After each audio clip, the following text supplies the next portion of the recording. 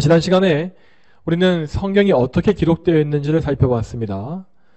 성경은 그 모든 구절이 단어 하나하나에 이르기까지 성령님의 영감으로 기록된 책으로서 그래서 그 안에 그 어떤 오류도 없는 완전한 말씀이라고 하였습니다.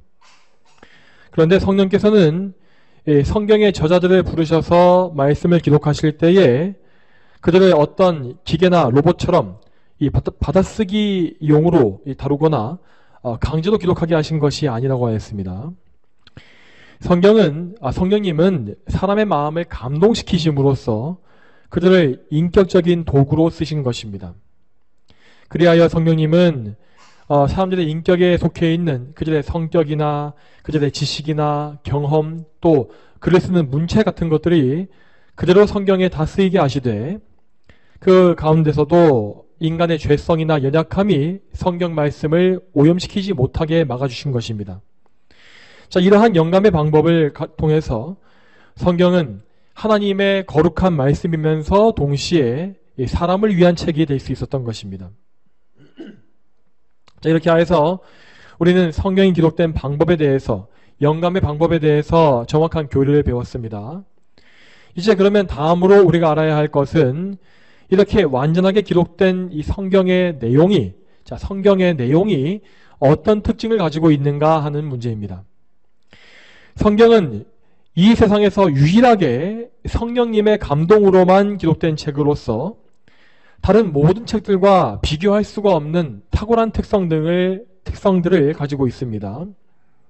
그러므로 우리는 반드시 이 성경이 가지고 있는 독보적인 특성들을 알고 또 믿음으로써 성경을 의심이 없이 믿고 의지할 수 있어야 할 것입니다. 우리가 앞으로 보게 될 성경의 특성들은 총 4가지입니다. 그것은 성경의 권위, 성경의 필요성, 그리고 성경의 명료성 혹은 명확성, 그리고 성경의 충분함입니다. 이 중에서 오늘 우리는 성경이 가지고 있는 권위가 무엇인지를 먼저 살펴볼 것입니다. 이 성경의 권위에 대해서 알기 위하여서 우리는 먼저 이 권위가 무엇인지를 알아야 할 것입니다. 이 권위라고 하는 것은 쉽게 말하면 누군가를 순종하게 할 수 있는 힘이나 능력이라고 할 수 있겠습니다. 누군가의 권위가 높고 강하다면 많은 사람들이 그의 말을 자연스럽게 듣고 따를 것입니다. 그렇다면 여러분, 우리는 어떤 책에 대해서 그 책이 믿을만한가 그렇지 않은가를 판단할 때에 어떤 기준을 놓고 생각을 하겠습니까? 우리는 대체로 그 책을 쓴 저자가 누군지를 먼저 보게 됩니다. 그 저자가 어떤 학력을 가지고 있는지 또 자기의 분야에서 얼마나 인정받고 있는지 그리고 이제까지 그가 어떤 책들을 써왔고 그 책들이 얼마나 영향을 끼쳐왔는지를 볼 것입니다. 이러한 조건들이 모두 충족이 된다면 그 책은 정말로 권위가 있고 믿을 수 있는 책으로 받을 수가 있겠죠. 자, 그런 의미에서 성경은 그 1차적인 저자가 하나님이시기 때문에 다른 근거로서 증명할 필요가 없는 가장 높은 절대적인 권위를 가지고 있다고 하겠습니다. 이렇기 때문에 이 성경의 권위라고 하는 것은 다른 책들처럼 이 성경의 밖에 있는 근거를 통해서 증명할 필요가 없다는 것입니다. 예를 들면 이 성경을 과학으로 증명하려고 하는 시도는 물론 일부 의미가 있지만 실상은 별로 의미가 없습니다. 물론 성경에는 과학적으로 증명할 수 있는 부분이 포함되어 있습니다. 그렇지만 성경에는 인간이 알고 있는 과학의 원리로서는 도저히 증명해낼 수 없는 영역이, 그러니까 초자연적인 영역이 훨씬 더 많습니다. 예를 들어서 인간의 영혼이나 천사와 마귀의 존재, 하늘나라 혹은 또 각종 기적들을 어떻게 과학으로 증명할 수 있겠습니까? 또 무엇보다 삼위일체 하나님의 살아계심을 과학적으로 증명할 수 있는 방법이 있겠습니까? 자, 여러분, 저는 지금 이 현대 과학을 무시하는 그런 무식한 말을 하고 있는 것이 아닙니다.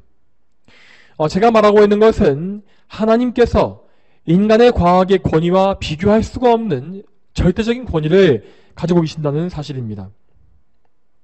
사실 과학이라고 하는 것은 하나님께서 창조하신 이 세상의 질서들을 발견하고 연구하는 것에 불과합니다. 그리고 하나님은 이 세상에서 하나님께서 만들어 놓으신 질서를 얼마든지 뛰어넘어서 놀라운 일들을 하실 수 있는 분이죠. 자, 또 다음으로 어떤 사람들은 이 성경의 권위를 이 자기 자신에게서 찾으려고 하는 경우가 있습니다. 이 말이 무슨 뜻이겠습니까? 이것은 성경을 자기의 입맛과 자기의 생각대로 읽고 이해하는 행동을 의미합니다. 예를 들어서 어떤 사람이 성경을 읽을 때에 자기 마음에 드는 말씀에만 순종을 하고 혹은 자기 생각과 다른 것에는 순종하지 않고 무시한다면 어떻게 되겠습니까? 과연 그 사람이 성경의 권위를 인정하고 있다라고 말할 수 있겠습니까? 그렇지 않습니다. 그러한 사람은 자기가 성경보다 더 위에 올라가서 자기의 권위로서 성경을 판단하고 해체하는 행동을 하고 있는 것입니다. 당연히 이러한 방법으로서는 성경의 권위를 제대로 증명할 수가 없고 또 성경을 존중할 수도 없는 것입니다.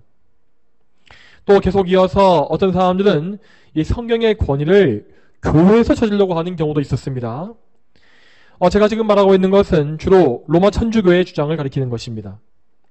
로마 카톨릭은 항상 그 로마 카톨릭 교회 자신들이 성경의 권위를 인정한다라고 주장을 합니다. 하지만 그들은 성경을 유일한 권위로서 여기지 않습니다. 그들은 성경 이외에도 교황이 했던 말과 교황의 글, 혹은 교회 회의에서 정해진 글들이나 성인의 말이나 교회의 전통 등등을 성경과 같은 권위의 위치에 두고 있습니다. 사실 그들은 아예 이 성경의 권위라는 것이 성경 자체에 있는 것이 아니라 교회가 있기 때문에 성경의 권위가 나오는 것이다 라고 그렇게 말을 하고 있죠. 자, 다시 말해서 우리 카톨릭 교회가 성경의 권위를 인정해 주고 있기 때문에 성경에는 권위가 있는 것이다 라고 말한다는 것입니다. 이러한 주장이 이 카톨릭 교회 안에서는 너무나 자연스러운 것으로 받아들여지고 있습니다. 하지만 우리는 이러한 주장이 얼마나 억지스럽고 막연한 것인지를 잘 알고 있죠. 어떻게 죄인에 불과한 교황이나 성인의 말이 성경과 동일한 권세를 가질 수 있겠습니까? 또한 교회가 아무리 거룩하고 권세가 있다 할지라도 이 땅의 교회에는 온갖 점과 흠과 주름이 있게 마련이기 때문에 항상 오류와 죄를 범할 수밖에 없습니다. 그러므로 이 지상의 교회가 성경의 권위를 대신한다고 하는 것은 절대 인정할 수가 없는 거짓 교리입니다. 성도 여러분, 우리는 성경의 권위를 성경 밖에서 찾아내서는 안 됩니다. 성경은 그 어떤 권위보다 더 높은 절대적인 권위를 가지고 있습니다. 그러므로 우리는 항상 성경의 권위를 성경 그 자체 안에서 충분히 발견하고 알 수가 있는 것입니다. 물론 이 세상의 수많은 불신자들은 성경이 자기 자신을 증명한다라는 이런 말에 대해서 코숨치고 조롱할 것입니다. 그들은 생각하기를 어떻게 한 책의 권위를 다른 책이나 다른 권세자가 아니라 그 책 안에서 찾을 수 있단 말인가 라고 생각하는 것입니다. 사실 이렇게 어떤 논리, 어떤 책의 이 권위를 그 책 안에서 근거를 찾아서 증명하는 이것을 논리학에서는 이것을 순한 논리의 오류라고 부르기도 합니다. 그러니까 논리가 밖으로 나가지 못하고 계속해서 그 안에서 순환하면서 도는 것을 의미하는 것입니다. 하지만 여러분, 다시 말씀드리지만 성경은 절대자이신 하나님의 말씀이기 때문에 이러한 순환 논리의 오류가 적용될 수 없습니다. 오히려 성경 밖에서 성경의 근거를 찾아오려고 하는 것이 하나님의 절대적인 권세를 무시하고 성경을 무의미하게 만드는 것이기 때문입니다. 성경은 하나님의 말씀으로서 당연히 그 안에 절대적인 권위를 가지고 있고 그 안에서 그 권세를 증명할 수 있습니다. 자, 그러면 우리는 이 사실을, 성경의 권위를 어떻게 알 수 있겠습니까? 먼저 우리는 성경이 하나님에 대하여 말씀하는 것을 볼 때에 성경의 권위를 알 수 있습니다. 우리가 잘 아는 바와 같이 하나님을 바르게 안다라고 하는 것은 우리 죄인의 능력으로는 절대 할 수 없는 일입니다. 그래서 이제까지 수많은 천재적인 철학자들이 이 자기의 평생을 바쳐서 하나님이 누구신지에 대해서 연구했지만 그들이 내린 결론은 결국 하나님은 알 수가 없다라는 것이었습니다. 이렇게 하나님을 알 수 없다라고 하는 결론을 가르쳐서 우리는 불가지론이라고 부릅니다. 여러분, 모든 인간 중에서 최고의 명석한 두뇌를 가진 사람들조차도 자기 힘으로서는 도저히 하나님을 알 수 없었던 것입니다. 그렇지만 이 성경만큼은 하나님이 누구신지를 너무나 명확하고 확실하게 증거해 줍니다. 우리는 이 세상에서 오직 성경에서만 거룩하신 하나님을 알 수 있고 하나님의 전지하심과 전능하심과 선하심과 인자하심과 은혜를 알 수 있습니다. 또한 우리는 성경을 통해서만 완전히 공의로우신 하나님을 만나뵐 수 있고 그분의 진노와 심판에 대해서도 알 수 있는 것입니다. 이렇게 살아계신 하나님을 계신 그대로 모순이나 어떤 불의가 없이 온전히 선포하고 있는 책은 온 세상에 성경이 유일합니다. 그러므로 우리는 이 성경이 하나님을 알지 못하는 죄인에게서 나온 것이 아니라 성령께로부터 나온 것임을, 그런 권위 있는 책임을 믿을 수가 있다는 것입니다. 다음으로 우리는 성경이 말씀하고 있는 창조의 질서를 통해서도 성령의 권위를 알 수 있습니다. 성경은 다른 어떤 역사책에도 없는 창조의 역사를 알려주고 있고요. 그리고 그 창조 세계에 있는 질서와 하나님의 섭리를 너무나 아름답게 보여주고 있습니다. 이러한 말씀들은 이 세상의 실제 모습과 현상과 전혀 다르지가 않고 정확히 일치하기 때문에 우리는 이러한 말씀들이 창조주이신 하나님께로부터 나왔다는 사실을 믿을 수가 있다는 것입니다. 또 다음으로 우리는 성경이 말씀하고 있는 이 계명과 인간의 도덕을 통해서도 성경의 권위를 알 수 있습니다. 여러분, 하나님은 우리 사람을 창조하실 때에 우리가 지켜야 할 계명을 함께 정하신 것이며 또한 그 계명을 우리 사람의 양심 안에 넣어주셨다고 했습니다. 그리고 하나님은 이 양심 안에뿐만 아니라 사람이 마땅히 행해야 할 본분이 무엇인지를 성경에도 기록해 넣어주셨죠. 그러므로 모든 사람은 성경을 볼 때에 아무리 그가 타락한 죄인이라 할지라도 그 성경 안에 있는 하나님의 명령을 발견하고 양심의 찔림을 느끼며 두려움을 느낄 수밖에 없다는 것입니다. 자, 왜냐하면 성경에 나와 있는 하나님의 그 계명의 말씀이 우리 안에, 죄인 안에 들어있는 양심의 그 말씀을 자극하고 깨우치기 때문이죠. 성경은 모든 죄인들의 양심을 찔러 쪼개며 이 말씀, 성경 말씀이 바로 하나님의 명령이라는 사실을 일깨웁니다. 그러므로 우리는 이러한 사실을 볼 때에도 성경이 바로 하나님이 주신 권위 있는 말씀임을 발견할 수가 있다는 것입니다. 그뿐만 아니라 우리는 성경 전체에 흐르고 있는 통일성을 통해서도 그 권위를 익히 알 수 있습니다. 여러분, 성경은 대략 1500년간의 기간에 걸쳐서 약 40명의 저자가 기록한 것으로 알려져 있습니다. 그런데도 이 성경은 첫 번째 책인 창세기부터 마지막 책인 요한계시록까지 그 사이에 그 어떤 모순이나 불일치가 없이 하나의 통일된 메시지와 역사를 담고 있습니다. 성경은 하나님께서 이루어 가시는 구속의 역사, 즉 구속사를 말하고 있으며 하나의 언약이 처음부터 끝까지 이어져 가면서 점점 더 발전해가는 것을 보여줍니다. 잘 생각해 보시기 바랍니다. 어떻게 기원전 15세기의 사람인 모세와 예수님 이후에 귀환 후에 살았던 사도 요한이 서로 모순되지 않는 메시지를 기록할 수 있겠습니까? 어떻게 성경 속에 수많은 저자들에게서 한 분이신 예수 그리스도의 구속 이야기가 계속 일관되게 나오는 것일까요? 이것은 인간의 힘이나 인간의 논의로 절대 할 수 있는 일이 아닙니다.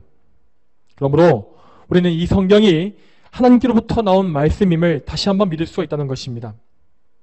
이외에도 우리는 성경의 예언들이 정확히 성취되는 것과 죄인을 변화시키는 말씀의 능력을 볼 때에도 이 성경의 권위를 인정할 수밖에 없습니다. 여러분, 그렇지만 제가 말씀드린 이런 모든 증거들은 결코 죄인의 타락한 본성으로는 인정할 수가 없는 것들입니다. 물론 지금 여러분께서 들으시기에는 이러한 성경의 권위가 무척 타당하고 논리적으로 들리실 것입니다. 하지만 여러분께서 이렇게 이것을 옳다라고 인정할 수 있다는 이것도 하나님의 은혜에서 나온 마음이라는 사실을 여러분 아시기 바랍니다. 실제로 이 세상의 불신자들은 아무리 성경의 권위에 대해서 제가 말을 해도 그 설명을 아무리 잘할지라도 그것을 믿지 않습니다. 자, 왜냐하면 이 믿음이라고 하는 것은 결국 성령님의 설득하심에 의해서만 주어지는 것이기 때문입니다. 성령님은 우리 죄인의 마음에 빛을 비춰주시고 그를 거듭나게 하심으로써 성경의 권위를 인정하고 믿게 하십니다. 그러므로 이 성경의 권위를 인정하고 그 권위에 순종하는 사람들은 오직 성령님의 은혜를 받은 성도들 뿐임을 우리는 알아야 할 것입니다. 사랑하는 여러분, 그런데 성경의 권위를 인정한다라고 하는 것은 반드시 성경의 말씀에 전적으로 순종하는 것까지 나아가셔야 합니다. 여러분께서 제가 말씀드린 이 성경의 권위에 대해서 이해하시고 믿었다면 여러분은 이제 반드시 성경의 그 권위 앞에서 복종함으로써 성경의 말씀에 여러분의 삶의 모든 것을 다 맞추어 가셔야 합니다. 성경을 보게 되면 때때로 우리가 정말 순종하기 어려운 말씀들을 발견할 때가 있습니다. 내가 정말 소중하게 여기는 뭔가를 포기해야 하고 내 삶의 방식을 죄로 여기고 회개해야 할 때도 있습니다. 심지어는 그리고 부모나 자식보다 성경 말씀에 순종하는 것을 더 우선시해야 할 때도 있습니다. 이러한 것들은 우리에게 정말 큰 시험으로 다가올 수 있고 많은 어려움을 줄 것입니다. 그러나 우리가 참으로 성령으로 거듭난 하나님의 자녀라고 한다면 우리는 예수 그리스도의 은혜 안에서 이러한 순종의 길을 갈 수가 있을 것입니다. 왜냐하면 그런 성도들은 그리스도와 연합한 사람들로서 그리스도께서 행하신 순종의 길을 갈 수밖에 없기 때문이죠. 자, 그러므로 여러분 안에서 순종을 원치 아니하는 옛사람의 본성을 발견하신다면 그 사실을 있는 그대로 하나님께 아뢰시고 긍휼하심을 구하시기 바랍니다. 제가 좀 더 하나님의 영광을 알게 하시고 그리스도와 연합하게 하시어서 정말로 예수 그리스도를 닮은 순종을 행할 수 있게 해주십시오. 이러한 간구를 반드시 올리셔야 하는 것입니다. 사랑하는 성도 여러분, 여러분 모두가 정말로 성경의 권위 앞에 복종케 되기를 원합니다. 그래서 정말로 이 강의를 들으시는 모든 분들께서 다 성경의 사람들이 되고 하나님께 큰 영광을 돌리게 되기를 축복합니다. 다 함께 기도하겠습니다. 하나님 아버지, 오늘도 성경의 권위에 대한 말씀을 강의의 말씀을 들으면서 성경의 권위가 오직 성경 안에서 나오는 것임을 저희가 보게 하심에 참으로 감사합니다.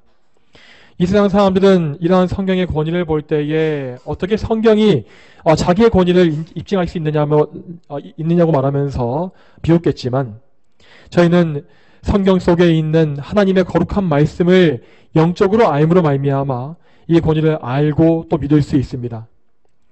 성령 하나님 부디 저희의 마음을 변화시켜 주시고 또 설득해 주시어서 우리가 이러한 성경의 권위를 알 뿐만 아니라 이 권위에 직접 순종하여서 우리 삶의 모든 것들을 다 이 말씀에 복종시키고 쳐서 순종할 수 있는 그런 삶을 살 수 있도록 인도하여 주시옵소서.